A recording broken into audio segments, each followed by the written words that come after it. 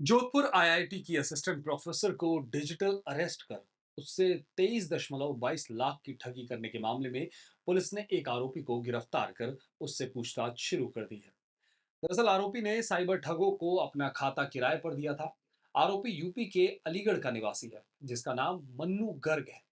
उसने अपनी फर्म का खाता खुलवाकर मोबाइल सिम और किट तो आपको बता दे दी थी, जिसमें प्रोफेसर के रुपए ट्रांसफर हुए थे। हालांकि उसका साइबर गैंग से सीधा संपर्क नहीं है।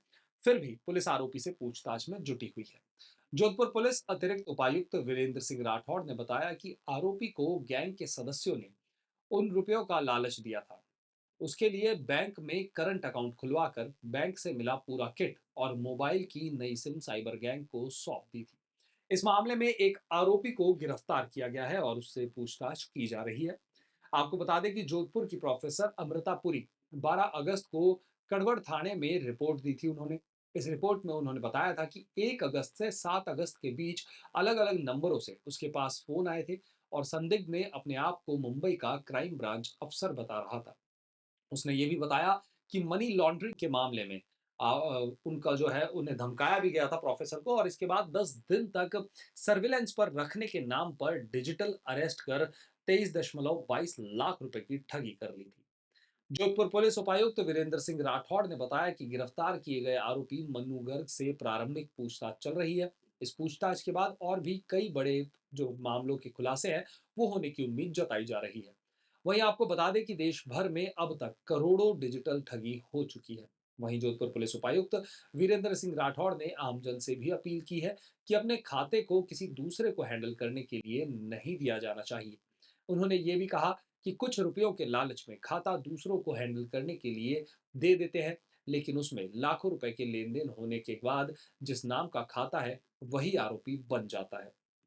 इसीलिए उन्होंने जोधपुर वासियों के साथ साथ तमाम लोगों से यह अपील की है कि अपने खाते को किसी को सुपुर्द ना करें।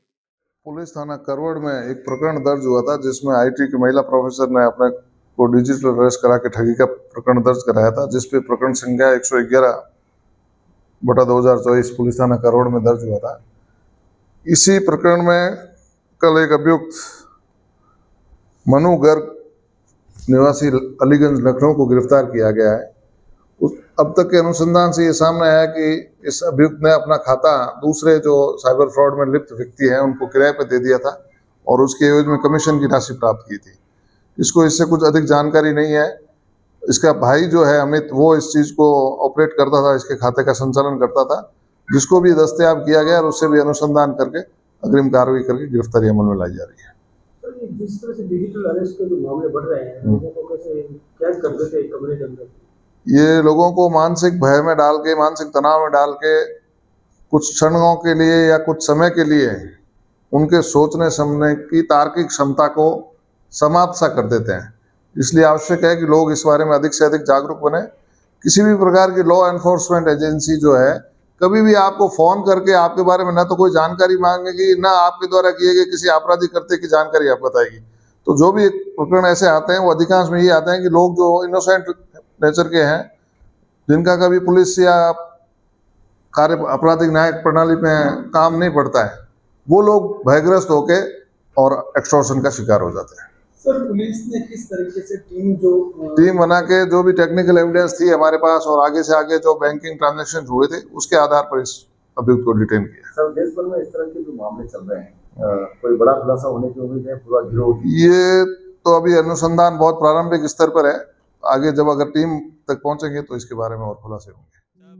प्यारो के लो लाग लाल गड को रे अब तो बरदर इंदिराजा बंदो राम गड को, बंदो राम गड को।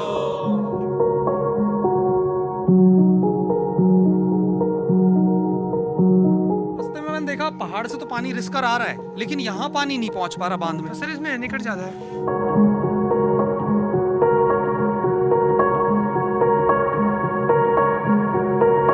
अब कुछ कोटीज बना ली, किसी ने फार्म हाउस बना ली, कुछ